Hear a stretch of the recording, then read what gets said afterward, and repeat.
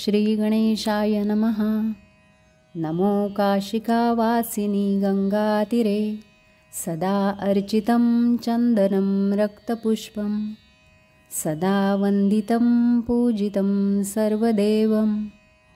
नमो सङ्कटाकष्टहरिणी भवानी नमो मोहिनी मोहितं भूतसैन्यं सदा चन्द्रवदनी अरोविकरालं सदा मृगनयनी गुणारूपवर्णी।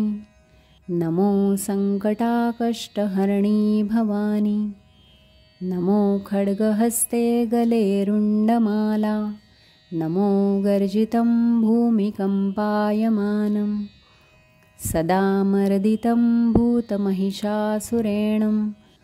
नमो सङ्कटाकष्टहरिणी भवानी नमो मुक्तिदेवी नमो वेदमाता सदा योगिनी योगिनी योगगम्या सदा कामिनी मोहितं काम्यराज्यं।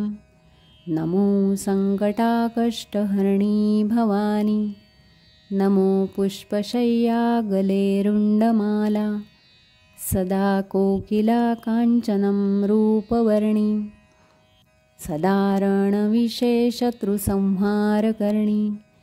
नमो सङ्कटाकष्टहरिणी भवानी इदं पञ्चरत्नं पठे प्रातःकाले हरे तस्य पापं वर्धते धर्मज्ञानं सदा दुःखमे कष्टमे रक्षपालं।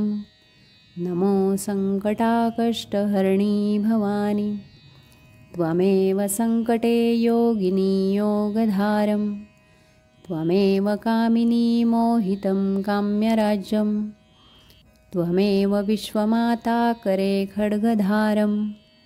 नमो सङ्कटाकष्टहरिणी भवानी सङ्कटाष्टकम् इदं पुण्यं प्रातःकाले पठेन्नरः तस्य पीडा विनर्यन्ति सर्वकामफलं लभेत् इति श्रीसङ्कटाष्टकं सम्पूर्णम्।